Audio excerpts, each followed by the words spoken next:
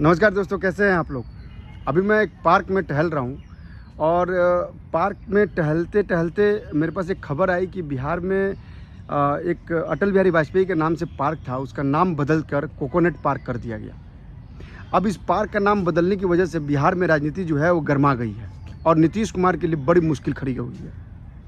नीतीश कुमार इन दिनों लगातार अटल जी के नाम को बेच रहे हैं। बेच इन द सेंस इसलिए रहे हैं क्योंकि आप हर मंच पे देखेंगे तो वो अटल जी को याद कर रहे हैं। उनके समाधि स्थल पर जाके, उनके मृत्यु के 5 साल बाद समाधि स्थल पर जाकर श्रद्धांजलि दी उन्होंने। दिल्ली में आकर एकमात्र काम किया, दिल्ली में आकर अटल बिहारी वाजपेयी को श्रद्धांजलि दी और अरविंद केजरीवाल से मुलाकात की। इसी बीच उन्हीं के राज्य में पर्यावरण मंत्री तेज प्रताप यादव ने, जो लालू यादव के बेटे हैं, उन्होंने अटल पार्क का नाम बदलकर कोकोनट पार्क कर दिया। यह बात इतनी गंभीर है, इसका अंदाज़ा शायद आपको ना हो, लेकिन यह बड़ी बात है। क्योंकि एक तरफ जहां नीतीश कुमार अटल बिहारी वाजपेयी को लेकर अपनी छवि सुधारने की कोशिश कर रहे हैं, बीजेपी के वोटरों में सेंध लगाने की कोशिश कर रहे हैं या उन नाराज़ वोटरों को अपनी तरफ खींचने की कोशिश कर रहे हैं जो मोदी और अमित शाह से नाराज़ हैं, और उन्हीं के मंत्री, जिस पार्क का नाम अटल पार्क रखा गया था, उसी का नाम उन्होंने बदल दिया। अब जब बदल दिया तो ये नीतीश के लिए बड़ी मुश्किल हो गई। बीजेपी हमलावर हो गई है। नित्यानंद राय ने तो यहाँ तक कह दिया कि इससे बड़ा घिनौना काम कोई नहीं हो सकता कि आप अटल जी के नाम से पहले से घोषित पार्क का नाम बदल दें।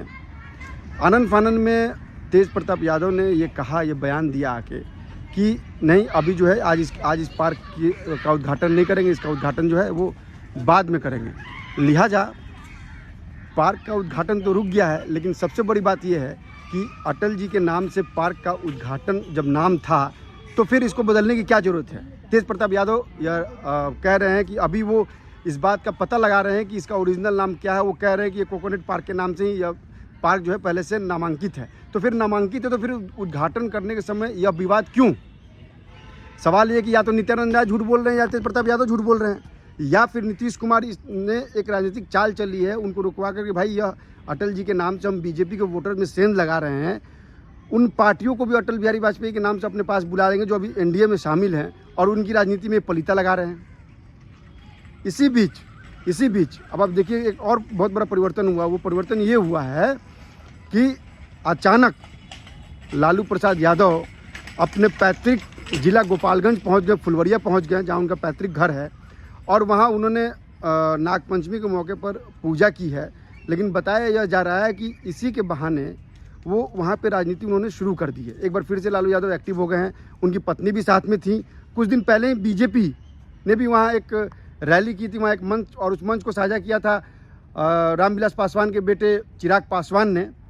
तो जाहिर सी बात है, कहीं ना कहीं यह राजनीति बहुत तेज़ हो गई है। अब मुझे लग रहा है कि 2024 के चुनाव में अटल जी के नाम पर भी एक बड़ा मुद्दा बनेगा, और इसकी बड़ी वजह यह है कि विपक्ष के कर्ता धर्ता, तथाकथित कर्ता धर्ता जो सूत्रधार हैं नीतीश कुमार, उन्हीं की राजनीति को पलीता लगाने के लिए आरजेडी जो है एक नई चाल चल रही है। लालू प्रसाद यादव पहले ही चाहते हैं कि उनके बेटे को जल्द से जल्द बिहार की कमान मिले, वो मुख्यमंत्री बने। लिहाजा वो हर तरह की राजनीति कर रहे हैं और नीतीश कुमार को कहीं ना कहीं डैमेज कर रहे हैं। और जैसा कि आपको हम बता दें कि नीतीश कुमार और लालू यादव भले ही दोस्त हैं, लेकिन इनमें अदावत चलती रहती है। राजनीतिक दुश्मनी इन लोगों में है और लगातार ये लोग राजनीतिक दुश्मनी एक दूसरे से साधते हैं, लेकिन राजनीति में कब कौन बदल जाए, कौन पलट जाए, ये कोई नहीं जानता है। लिहाजा अब देखना ये होगा कि अटल के नाम को लेकर नीतीश कुमार लगातार राजनीति कर रहे हैं, वोटरों को लुभाने की कोशिश कर रहे हैं, बीजेपी में सेंध लगाने की कोशिश कर रहे हैं, एनडीए में सेंध लगाने की कोशिश कर रहे हैं, वो कितना सफल होगा। इसके अलावा हमें यह भी देखना होगा कि वाकई क्या अटल बिहारी वाजपेयी के नाम से जो पार्क था उसको बदलने के पीछे क्या राजनीति है। आखिर इस पार्क का उद्घाटन क्यों रोक दिया गया।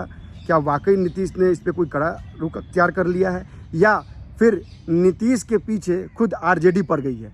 ये इन सारे बिंदुओं पे हमें बिल्कुल गंभीरता से देखनी होगी, क्योंकि राजनीति लगातार बदल रही है। आप उत्तर प्रदेश में देखिए, उत्तर प्रदेश में भी कांग्रेस जो है उन 21 सीटों पर दावेदारी ठोकने की बात कह रही है, जिन 21 सीटों पर 2019 में वो जीती थी। यानी वहाँ भी सीट के बंटवारा को लेकर इन लोगों में उहापोह चल रही है। हालांकि ये माना जा रहा है कि अखिलेश यादव उन सीटों को अपने उम्मीदवार नहीं खड़ा करेंगे, लेकिन फिरोजाबाद से समाजवादी पार्टी ने यह कह दिया कि उनका कैंडिडेट खड़ा होगा, यानी शिवपाल यादव जो है वो एक्टिव हो गए। उन्होंने अपने भतीजे को कहा है कि वो उसको चुनाव जिताने के लिए यहाँ पे कोशिश करेंगे और वो बहुत सेफ सीट है समाजवादी पार्टी के लिए। तो लिहाजा अब देखना ये होगा कि यह जो राजनीति चल रही है विपक्ष में, जो इंडिया में राजनीति चल रही है, लगातार घमासान चल रहा है, चाहे वो उत्तर प्रदेश हो, चाहे बिहार हो, चाहे मध्य प्रदेश में तो विधानसभा चुनाव है, वहाँ भी खलबली मची हुई है। वहाँ भी ये सोचा जा रहा है कि जिस तरह से शिवराज सिंह चौहान एक्टिव हो गए हैं, घोषणाएं कर रहे हैं, वह भी कांग्रेस के लिए बहुत ही डरावना हो गया है। उधर आप छत्तीसगढ़ में देखें, छत्तीसगढ़ में जो है वो केजरीवाल जो है वो कांग्रेस के खिलाफ चुनाव लड़ने का बिगुल कर दिया उन्होंने। छत्तीसगढ़ सरकार पर हमलावर है वो, और इधर केंद्र में इंडिया के साथ गठबंधन कर रहे हैं, उसके घटक दल बने हुए। हालांकि यह कहना बड़ा मुश्किल है कि यह विपक्षी गठबंधन कितने दिन चलेगा, क्या चलेगा, ये तो आगे देखने वाली बात होगी। लेकिन जिस तरह से घमासान इन लोगों के बीच चल रहा है और जिस तरह से अलग अलग विचारधारा के लोग एक मंच पे आए हैं और जिस तरह से इनकी विचारधाराएं बट रही हैं समय को देखकर, मौके को देखकर, लिहाजा ये कहना बहुत मुश्किल होगा कि इनका गठबंधन कितने दिनों तक चलता है। आरजेडी जानती है कि लगातार नीतीश कुमार अटल बिहारी वाजपेयी के नाम पे राजनीति कर रहे हैं, उनको बार बार अटल का नाम ले रहे हैं, हर मंच पर उनका नाम ले रहे हैं, फिर भी अचानक पार्क का नाम अटल पार्क हटाकर बदल देना, यह जरूर कहीं ना कहीं कुछ ना कुछ बड़ा संकेत कर रहा है। आप हमारे वीडियो को लगातार लाइक कीजिए, सब्सक्राइब कीजिए और कमेंट कीजिए, क्योंकि हम लगातार इस खबर पर आपको अपडेट करते रहेंगे और लोकसभा से चुनाव से जुड़ी हर खबरें आपको हम अपडेट करेंगे, बताएंगे। आप अपने कमेंट भी डालिए, क्योंकि आपके कमेंट बेहद महत्वपूर्ण है। आपके कमेंट के जरिए हमें ये मालूम पड़ता है कि आप किस तरह की खबरों को देखना चाहते हैं, आपकी चुनावी समझ क्या है और चुनावी समझ को लेकर आपके विचारधारा, आप क्या सोचते हैं, ये सारी बातें कमेंट के जरिए हमें प्राप्त होती है। सो आप हमारे वीडियो को लगातार लाइक कीजिए, सब्सक्राइब कीजिए और शेयर कीजिए। नमस्कार।